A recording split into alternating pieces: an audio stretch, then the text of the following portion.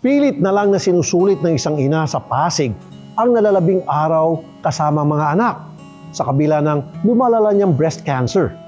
Sa hirap ng kanilang buhay, albularyo na lang ang kanyang nakayanan.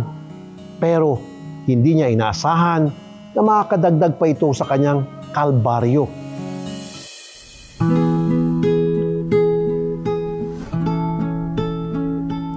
Message ko sa dalawa kong anak. Siguro, kung sakali man paglaki nila at mapanood nila to, kung wala na ako nun. Sorry.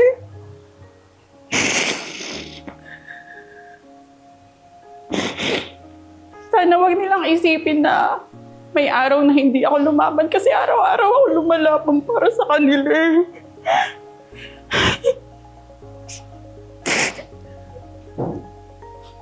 Lahat ginawa ni Mami para sa inyo. Para lumaban, para sa buhay ko, para makasama ko kayo. Tsaka alam ko, ramdam niyo kung gaano kayo kamahal.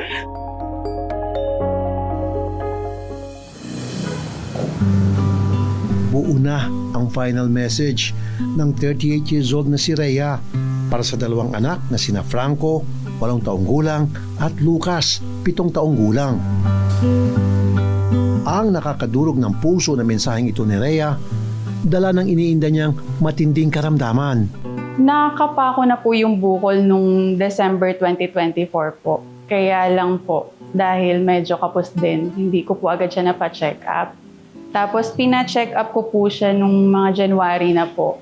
Pina-ultrasound ko po, benign daw po yun. Ang lumalaking bukol sa dibdib ni Rhea, cancer na pala. Pinabiopsy ko po yung bukol, tapos doon po nalaman na malignant. Stage 4 na ang breast cancer ni Rhea. Pilit niyang iginagapang ang kanyang chemotherapy. Pero tila lumala pa ang kanyang kondisyon. Kaya po siya naging stage 4 kasi may bukol na rin po ako sa bones at sa lungs. Nito lamang nakaraang taon, malakas na malakas pa si Rhea. Parang kalabaw siya kung kumayod dahil mag-isa niyang itinataguyod ang kanyang mga anak. Matindi ang pagpupursigi ni Rhea dahil ang panganay niyang si Franco na diagnose na may intellectual disability. Subalit, mula nung ma-diagnose na may breast cancer si Rhea, hindi lamang ang mga therapy ni Franco ang natigil, kundi pati ang pagpasok nila magkapatid sa eskwela. Sa sobrang hirap ng sitwasyon ng mag-ina, kadalasan itinutulog na lamang nila ang gutom. Naranasan nga namin, ma'am, sabihin nila sa gabi, Mami, hungry. Sabi ko, sleep na tayo. Talagang sabi ko, may times na talagang walang-wala kami. Gagawin ko, ma'am, order ako 2 meals lang. Sabi ko, may matitira naman dyan eh. Yung sa akin. Sa kabila ng lahat ng ito, walang balak si Rhea na magpatalo sa kanyang sakit. Kahit nahirapan, patuloy siyang humanap ng paraan para buhayin ang kanyang mga anak. Nagpapasalamat, ngunit masakit din sa kalooban ni Rhea na sa murang edad naunawaan na ng kanyang mga anak ang kanyang pinagdaraanan.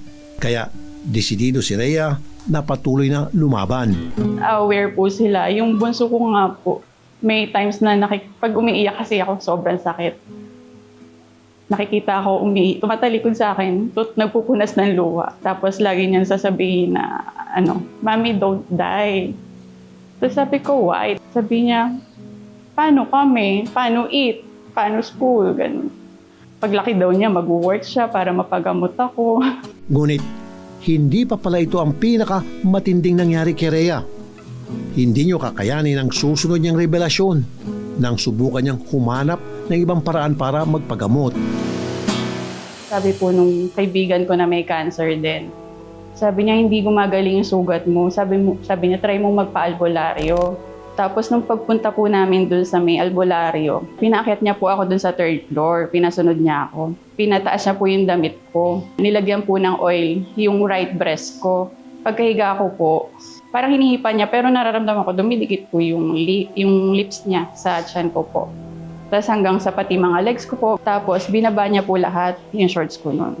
Tapos nakapikit na lang po ako. Nagsabi ko, basta dasalan po ako ng dasal nung time na yun. Tapos hanggang nasa private area ko na po. Inaano niya po, pinipisil, ganun. Naramdaman ko po na pinidilaan niya po yung private area ko nun. Tapos iniipit ko po yung legs ko. Tapos nung talagang nagpupumilit pa siya. Sabi ko, okay na po. Tapos saka lang po siya tumayo, lumabas ng kwarto. Isa pa ang laban na ito na gustong-gusto rin ni Rhea na maipanalo. Ayoko na po sana talagang demanda. Kaya lang po, yun na lang po yung parang mabibigay ko rin sa sarili ko. Diba? Parang lahat naman kasi yan may dahilan eh. Siguro, nangyari yun, maski ganito yung sitwasyon ko. Kasi para hindi na siya makaano ng ibang tao. Kasi kung sa bata niya ginawa yun, baka hindi magsumbong. Kaya pinag-pray ko po talaga na sabi ko kung kailangan ko siya i-demanda, ito-demanda ko.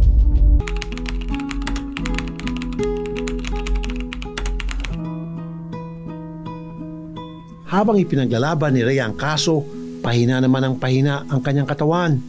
Halos mawala na siya ng pag-asa dahil parang hindi na siya gumagaling.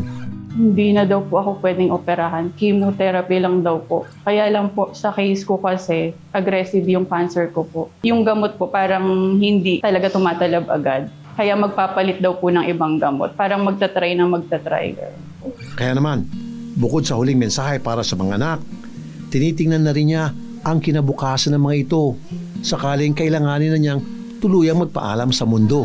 Kasi syempre kailangan din naman paghandaan ko na po. Syempre iniisip ko yung mga anak ko kung saan po sila mapupunta. Kasi hindi ko alam kung gusto ko silang paampon. If ever man na mawala ako, gusto ko sana mapunta sila sa maayos na tao. Agad na namin inilapit si Rhea sa Rizal Medical Center para sa lahat ng pupwedeng pang gawin upang maipagpatuloy ang kanyang gamutan sa cancer.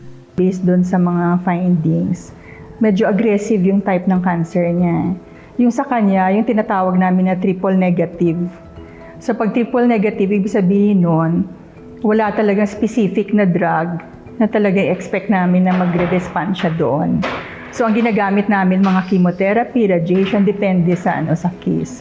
Parang we have to accept the fact din na pag stage 4, hindi talaga totally gagaling. Pero marami naman kasi mga gamot na nakakapag-extend ng life. Sa bawat araw, puno ng pangamba si Rhea na baka biglang hindi na niya makasama ang kanyang mga anak. Pero ngayon, pilit muna namin itong papawiin at ang aming pasasayahin ang mag-ina sa pamagitan ng aming mabunting mga regalo. Hi, Ma'am. Hello po. Good afternoon po.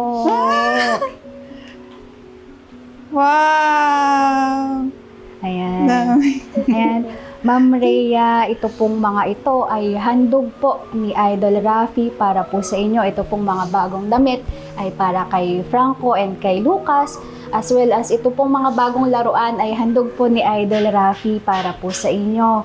Kasabay po niyan ay may hinanda din po na 2 months worth of grocery para ma'am hindi ka na mamomroblema po sa pang-grocery ninyo sa araw-araw. Ibinigay na po yan ni Idol. At nabalitaan din po Nanay Terry ni Idol na kayo po ay celebrate ng inyong 80th birthday this coming May 6. Kaya naman po may handog din pong sorpresa at advance celebration si Idol para sa inyo. Happy birthday po. At ang wish lang po ni Idol para sa inyo ay mas malakas na pangangatawan at kalusugan para po mas magabayan natin ang inyong mga apo. Nais din po niyang ipahatid sa inyo mula sa Rafi Tulfo in Action Foundation itong 25,000 pesos. Maraming salamat po, Senator Rafi Tulfo, sa tulong niyo po. Kahit mabigat po yung pinagdadaanan namin, nagiging magaan kasi dahil sa mga ginagamit pong instrument ni God, gaya po ninyo. Maraming salamat po talaga. Tsaka salamat po sa lahat ng tulong, sa lahat po ng gifts, sa lahat po. Maraming salamat po. Si Rhea ay isang patunay na ang pagiging ina ay higit pa sa pagluluwal ng mga anak, kundi ang kakayahang makahanap ng lakas sa gitna ng matinding kahinaan. Dasal namin ang patuloy mo pang paglakas, Rhea, para patuloy na makayanan ang bawat hapdi para sa iyong mga mumunting anghel.